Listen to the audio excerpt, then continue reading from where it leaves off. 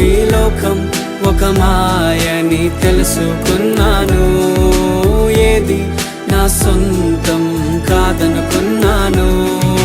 తప్పిపోయిన కుమారుని నేనైతే నా కొరకై నిరీక్షించే తండ్రి నా యేసు.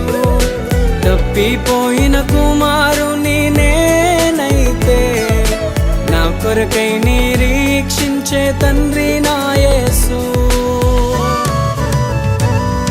ఈ లోకమంతా నేను వెతకినా నాకు లేదయ్యా ఎక్కడా ఆనందం.